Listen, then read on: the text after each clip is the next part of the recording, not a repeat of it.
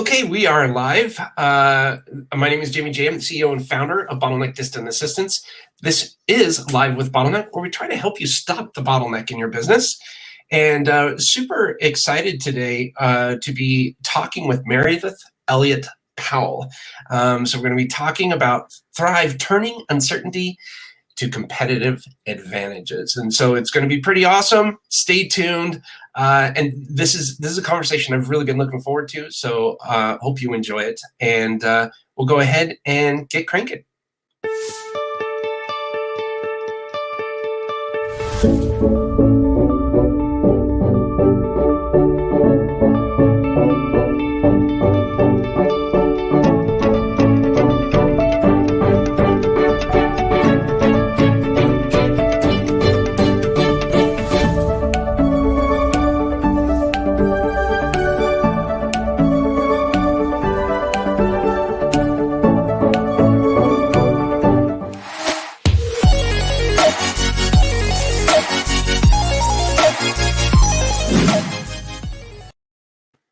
All right, so we'll get going here pretty soon. Quickly before we get started, a couple things. If you're watching this live and you want to have questions, just want to make a comment or have suggestions, anything like that, please feel free. I'd invite you to go ahead and share away. If you're watching this in the replay, which I know most of you do, and you have questions, I will do everything in my power to make sure that I can get it forwarded to Meridith and get you a response. So without any further ado, we'll go ahead and kick this thing off. Today, we're going to be talking with Meridith Elliott Powell. She's the president of Motion First. And the conversation is turning uncertainty to competitive advantage. And why, oh, why can Meridith help you stop the bottleneck in your business? Well, let me tell you. Voted one of the top 15 business growth experts to watch and top 41 motivational sales speakers, Meridith Elliott Powell is an award-winning author who is passionate about helping her clients learn the strategies they need to turn uncertainty into competitive advantage. So without any further ado, please allow me to introduce you to Meridith. How are you? I am great. Thank you. I am really looking forward to this conversation.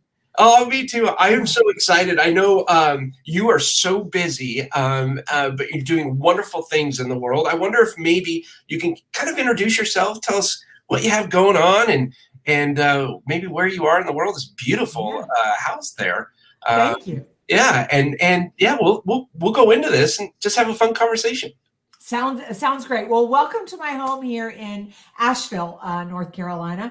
This is my office where I have been hanging out for about the last 15 months. But I think somewhere around June 1st, the world started to open up again. Before COVID, I made my living as a keynote speaker. I got on planes. I traveled around the world. I engaged with thousands of people. And then COVID hit. And not only did all my revenue disappear, but my business model became unworkable. And so from there, I've had to rebuild the business. Like I said, I'm either in my office here in Asheville, North Carolina, or I've got a studio downstairs where I do a lot of virtual presentations. But my passion is helping people view uncertainty differently, how they think about it, how they feel about it, but most importantly, how they use it in their business. I love this. And, so many of us had challenges. One would think that my business being, distant assistance, that's my business, remote-based work. We experienced a challenge as well because a lot of companies, they either shut their doors or they just had to stop everything because we lived in now we live in a different world, but there was so much uncertainty that it affected so many people. I wonder if maybe you could tell me a little bit about what maybe uncertainty means to you and kind of define that so that we can use that as a baseline, a foundation for the conversation. Yeah, Jamie, it's so interesting because I actually became obsessed with the word uncertainty a couple of years ago, long before we even knew that COVID was a thing or that our world would be completely upside down. Because the truth about uncertainty is that it negatively impacts business growth, even in good economic times. And the reason is because we worry about it. Even when times are good, we're worried about the unknown. And that's really, I always call uncertainty change on steroids. It's that it's a big change is coming. You just don't know what that change is going to be, how it's going to impact you, or what it's going to mean for your organization. And so no wonder we stall, because how are you supposed to create a path forward when you have no idea what the future holds? At the same time, nobody's ever known what the future holds. Yeah, you can have all the statistics in the world. You can look back on history and see how things happen and try to maybe emulate some of those past experiences. But you're right. We have no idea. Who knew COVID was going to be here? We had no idea. Who knew how we were going to respond to that? And as so much has changed, the future workplace, is it hybrid? I don't know. Nobody knows. Nobody knows. So one of my favorite things is every time you listen to The Economist, and I think, all right, but you people have no idea if the stock market's going to go up, if it's going to crash, if we're going to have inflation. I mean, you just don't know. So what do you do? Yeah. Right. So really good question. And I kind of became obsessed with that, and really thinking about, the very first thing you need to do is to stop thinking about uncertainty as a negative. I mean, that sounds so simple, but the truth is, if you go out and you ask people about uncertainty, it always has a negative connotation. And the moment you make uncertainty negative, you have stopped your brain from seeing opportunity. You stopped you stopped the innovation in your company. So that's really where you begin, is you begin by thinking about it as a positive. And the way that we do that, according to the formula, is you have to cast a vision for your business and your life. And the reason I say your business and your life is because I don't like people to separate them. I don't care if you run a multinational corporation or you're like me, you're an entrepreneur. Our business and our lives are meshed together. So by having that vision of the future, you're able to slog through uncertainty. And I'm just going to give a really quick example because I think we all can relate to it. And that's Martin Luther King Jr.'s I Have a Dream speech. What he did with that speech was helped people see the positive in uncertainty. They were in the middle of trying to fight for civil rights, something they didn't even know if they could get. And it felt like I don't know what it felt like, but I assume 2 step forward, 10 step back. And the only way you keep going through the slog of uncertainty is to believe something is better on the other side. Yeah, vision, aspiration. What do you aspire to accomplish, or what do you aspire to achieve? Things like that. While you were talking, I was thinking, one of the things that I keep reminding myself is I can't control the things that are out of my control. That's right. And I think a lot of that has to, or maybe a lot of that plays a big role in uncertainty. Right? Yeah, it's huge. I always, one of my favorite quotes that I came up with is that success isn't logical. When I started studying businesses that have really survived massive uncertainty, like Jim Beam with Prohibition, companies that have come through the Civil War and their supply chains were completely cut off. And what it came down to is, what do you choose to focus on? And what I love about that, Jamie, is the fact that I just told you that the number one thing you need to get through even massive uncertainty, you 100% control. You can control what you focus on. And that's the one thing we want in an uncertain environment, is we want control. And by choosing what to focus on, that's where you get it. Yeah. I want to share a little story with you, because I'd love to hear other experiences that you may have had with maybe some of your clients, or maybe what you went through. Because what happened to us, we lost 62% of our business during COVID. Wow. I mean, it was a doozy. Yeah.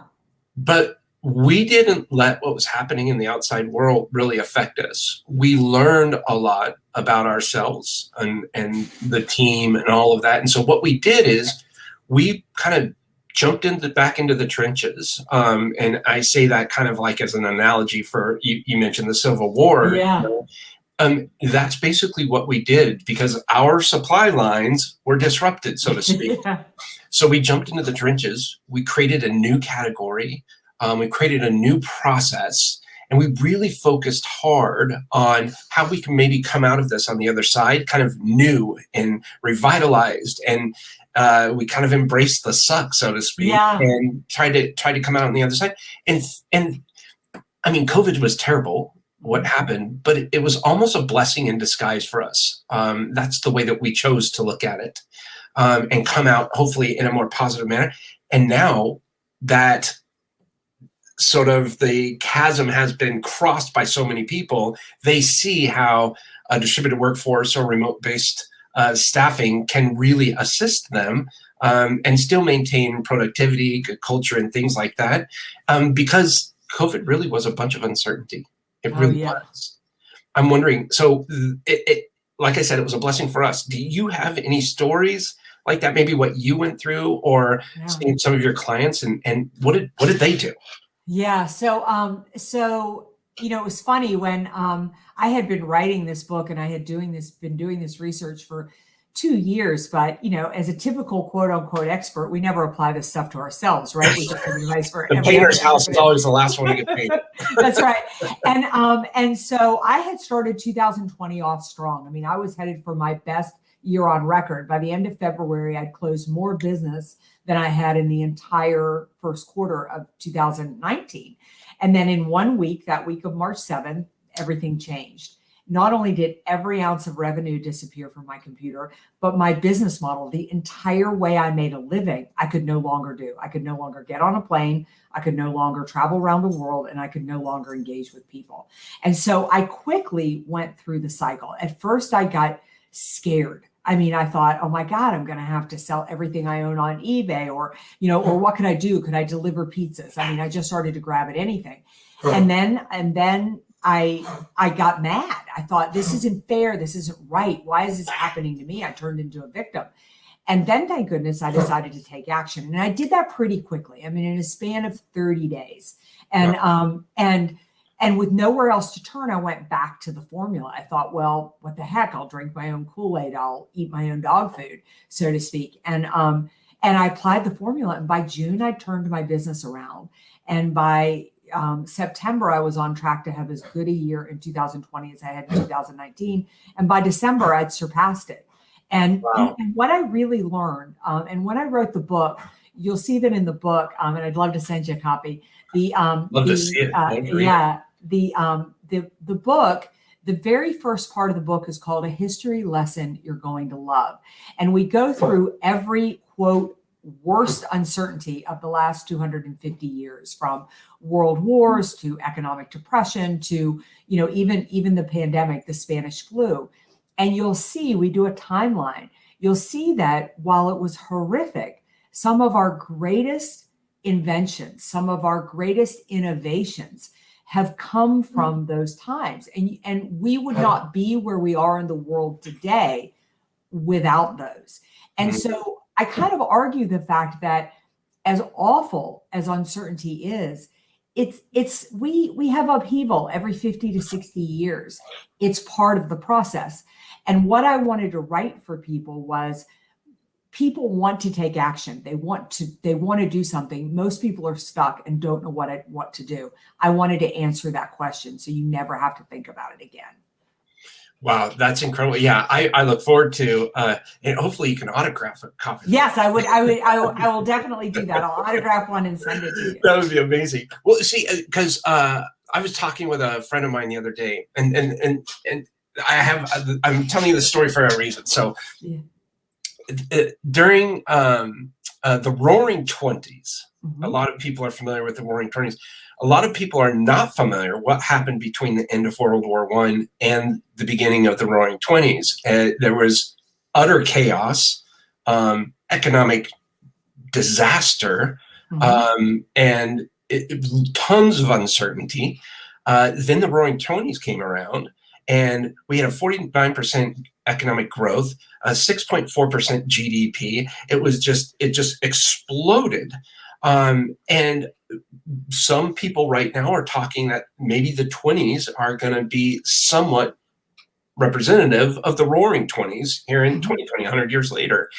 Again, no one knows. You have no idea, but there's a bunch of similar signs that have been realized, back in the day there, and so people are getting excited about that. There's a bunch of money for coming out for startups and things like that, especially in the fintech sector. So people are getting really pumped up about that and starting to let some of this money go that they've been holding on to. Yeah. I think are all good signs, but again, you don't know what you don't know, and it's my opinion that I'm only going to try and do whatever we can to achieve our vision by employing a mission with daily objectives. So our mission is going to get us to see that vision where we want to go. And it's so neat to hear some of this good news after hearing all this bad news, Sure. but I'm not relying on it. And what do you tell people that maybe you're focusing on hopes instead of doing actual work that they can control? Yeah, I think that the biggest, because you're absolutely right. I mean, all the signs are there that things are going to be really good for the next, 10 years. Then you think about the fact of, gosh, what if something happens globally? What if, even gas prices can negatively impact you? An election can change things one way or another. The truth is, you don't have any idea. Just relying on the past to dictate the future. It's good to learn, but you don't know. And so, what I really tell people, if I had to narrow it down to one thing, and it's a step in the 9-step strategy, is that we have to stop waiting for change to happen. And we have to start creating our future by predicting the change and taking advantage of it. The funny thing about change is that we all know it's coming, right? I mean, if I asked anybody listening to us right now, do you believe that things are going to be exactly the same this time next year? Everybody would answer no. Yet we all sit here and wait for change to happen. And even if change is good, the moment you're waiting for it to happen, you're behind. And so it's one of my favorite steps in the strategy. And we use a tool called a skeptic. And it's just a series of words called society, competition, economics, politics, technology, industry, and customers. And I just ask my clients every 30 days, gather your team together. If you work by yourself, get a couple fellow entrepreneurs and just brainstorm. What do you see happening in society? What do you see happening with your competition? What's happening with technology? Politically, what do you see changing? And are there anything in there that you need to be paying attention to now? Two things happen when you do that. Number one is you start to see the future. Even if you're wrong, it doesn't matter because you're in movement mode. And if you're moving, change is so much easier to handle because you're not at a dead stop. The other is you start to think about change differently. You're empowered by it rather than fearing it. And I think that's really, that I do believe in the next couple of months here, we're going to go into an economic boom. We're all too excited to be coming out of COVID. But we've been cooped up so long. Yeah, but I'm not so sure that's going to last longer than 6 to 8 months. There's a lot of clouds out there, as much as there is opportunity. I just want you to be prepared either way. If it's good, great. People have always made money and have always done well, no matter how heavy that cloud has been. And the difference is what you focus on and are you prepared? I absolutely love that. One of the things you said, maybe once a month, something like this. I really think that's a great idea. Many of us, and when I say us, I'm talking about business leaders, entrepreneurs, team leaders, things like that, will go through and do all of this research. And then we're so worried about work and doing our daily tasks, we forget about staying on top of that and seeing what's going on in the world. And all of a sudden we find out, oh, crap, wait, what just happened? I had no idea. And so I think that was one thing I picked up on there is keep it going. Yeah. Always do those brain dumps, because one thing I'm a huge fan of brain dumps, by the way. One of the things that I know, if I don't do these brain dumps and get all this stuff out of my head, I lose a lot of headspace for creativity. And creativity, in my opinion, is one of the number one drivers to kind of build business, or, go zig or zag and all that kind of stuff. And it's a big part of it. And if I don't have this headspace up here because I'm just so focused on stuff, uncertainty is going to creep in, doubt, and overwhelm. I think that's a big contributing factor to burnout, which is so high among us. So keeping that consistency going, and if you don't have a team, like you said, get a couple other entrepreneurs or people that you respect that can maybe challenge some of your thoughts and things like that. I think it's fantastic. Yeah, it's one of the businesses that we highlighted in the book that falls under this chapter is Jim Beam. And think about the fact that you've built a business and there's this threat of prohibition out there. And if anybody's listening to us internationally, prohibition was this crazy thing we did here in the United States, where we made both making liquor and drinking it illegal. And most of Jim Beam's competitors never thought that prohibition would happen. I mean, as you said, we were coming off the roaring 20s. Everybody was drinking. Everybody was partying. They thought prohibition was nuts. But Jim Beam said, let's be prepared just in case. And he bought land in Florida to grow citrus, and he invested in some mining opportunities. So when his friends were going bankrupt, when the government came in and shut their businesses down, he had somewhere to go to have an income that could support his family and support his dream that he believed would one day come back. And sure enough, it did. Again, he saw the writing on the wall a good 2 years ahead of time. He was able to gather investors together. And by the time that prohibition was revoked, he was back up and running within 3 days. He was forced back to market. And it's all about predicting. Now, he could have been wrong. And prohibition may have never happened, but you're prepared, you're ready. And you know that I've tried to stress this so hard because some businesses have done really well through COVID. And when you've done well, you start to think you're Teflon. But the next big change, you may not be as lucky. But if you're prepared, you can navigate any kind of storm. So what I like about your story is you used to travel and speak. Yeah. Right? And then all of that ceased. Yeah. So how did you, and I hate using the word pivot, it's so overused, but how did you kind of shift and kind of pick up there? Because a lot of people, like, if I think about what we do here, I'm like, okay, how can I shift what I'm doing here and still be passionate about it? Yeah, it's I love that you asked this question, because it is it's one of my favorite parts of my story. My mother was kind of passionate about a couple of things. And one was that she told me to talk to strangers. Unlike most people's mothers, she told me it was my responsibility to make sure that everybody had a friend, to always talk to people. Huge gift that she gave me. The second was, she said that the fastest way to get past your own problems is to focus on somebody else's. And remember that crisis is never about you. And that immediately hit me. So I took about an hour and, I whined all over the house, to which my husband's response was, yeah, you're a great motivational speaker. Get over yourself, Mary.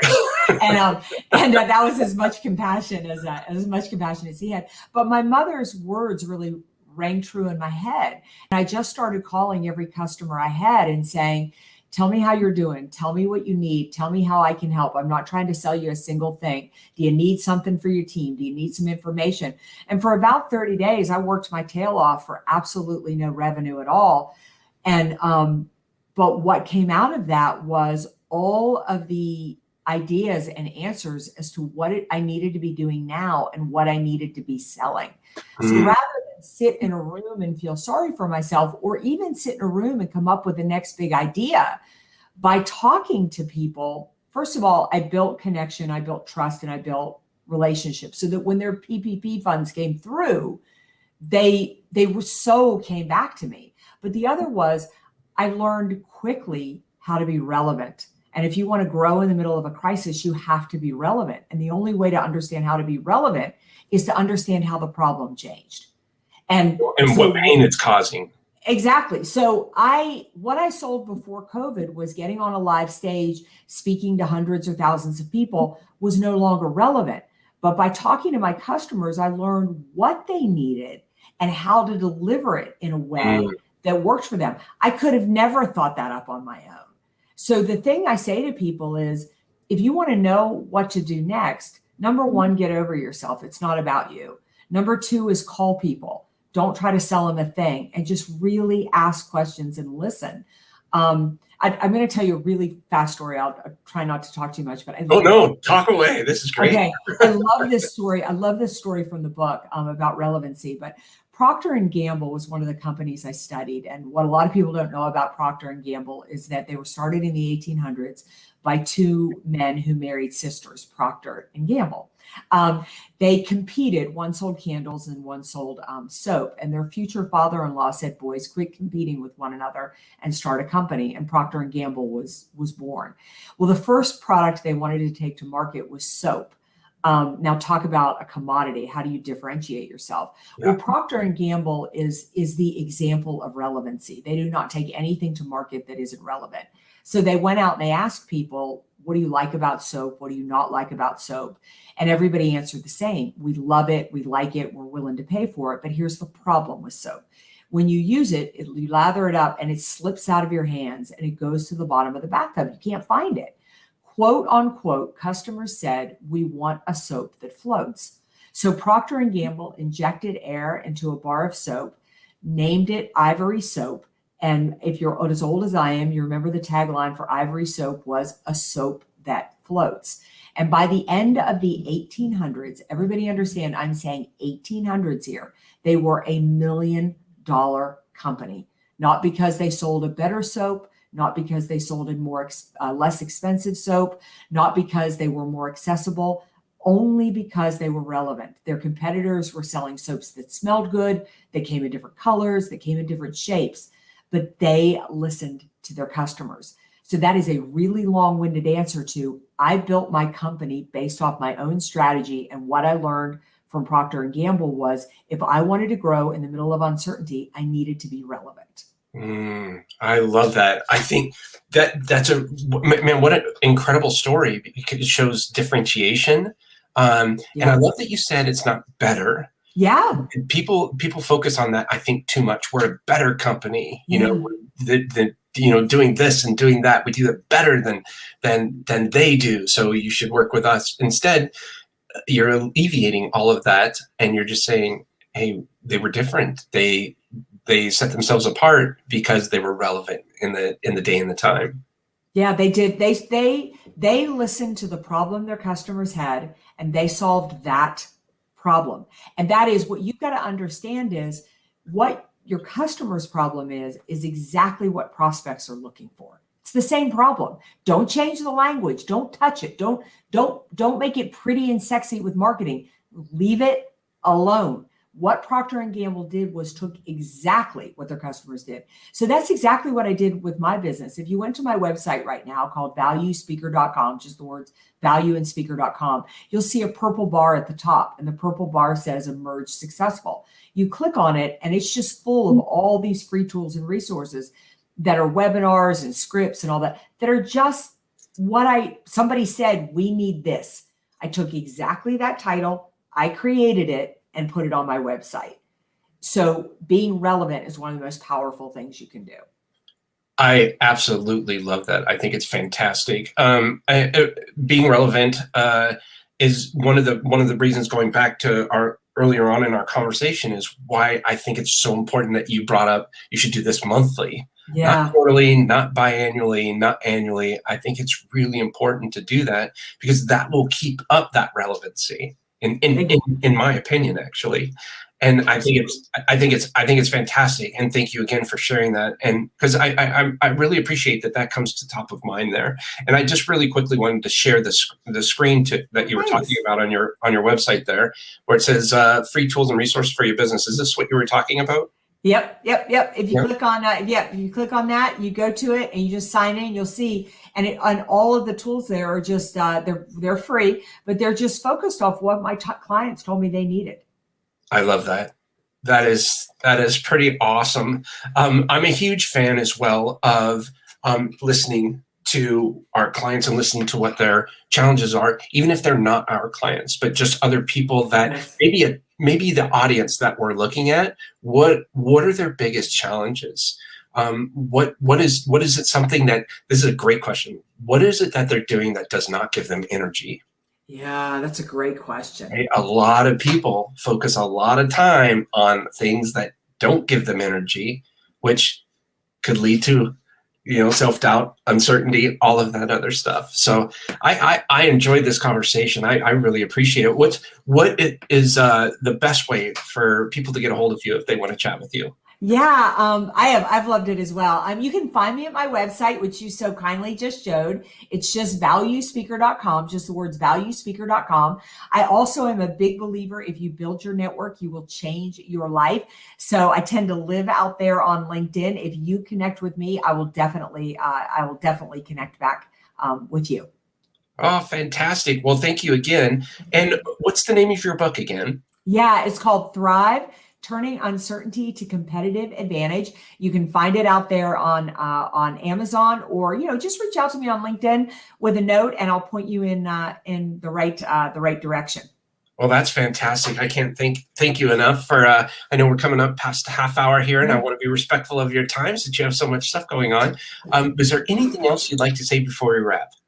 Just that, really, I do believe we're in for a roller coaster of a ride over the next couple of years. But if you can really start to think about uncertainty different, if you can be the organization that's able to use it as an opportunity, you're going to really see a change, not only in your company, but with your customers.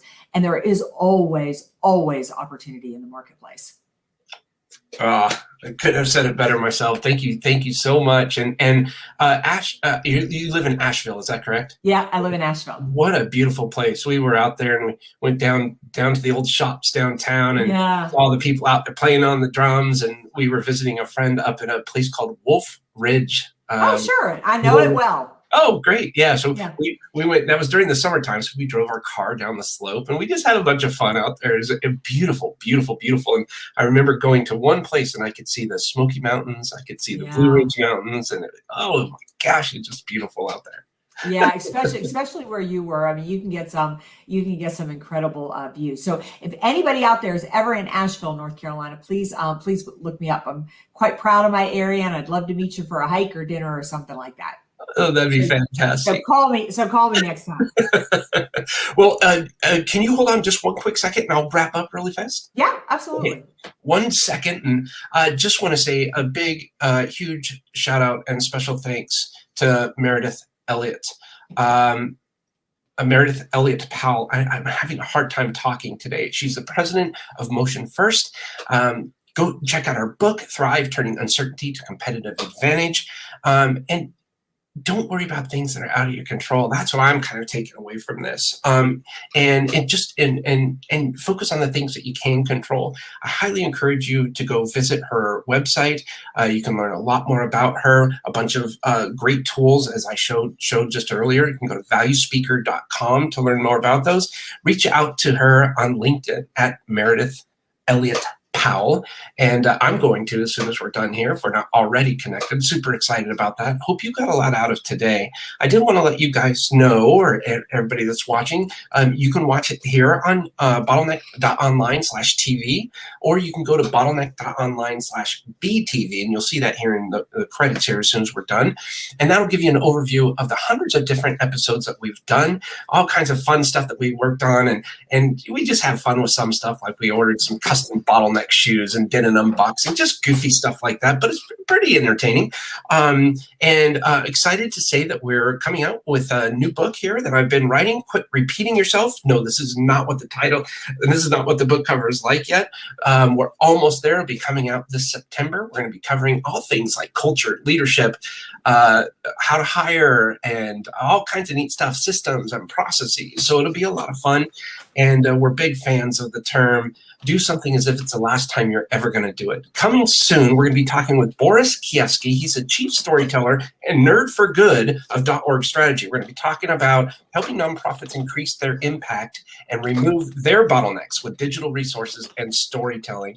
And if you know Boris Kievsky, you may not know Boris Kievsky, but if you ever watched, he's been an actor, a television actor. We went and watched him on oh my gosh, I forget what the name of his show is, but he's been in a bunch of TV shows and movies. He's just a wonderful, wonderful person, super intelligent guy. So he'll be coming up on June 29th at 2 p.m. Central. So hopefully you'll join us for that. Thanks again for tuning in today. And remember, create your own ripple. We'll talk to you again soon.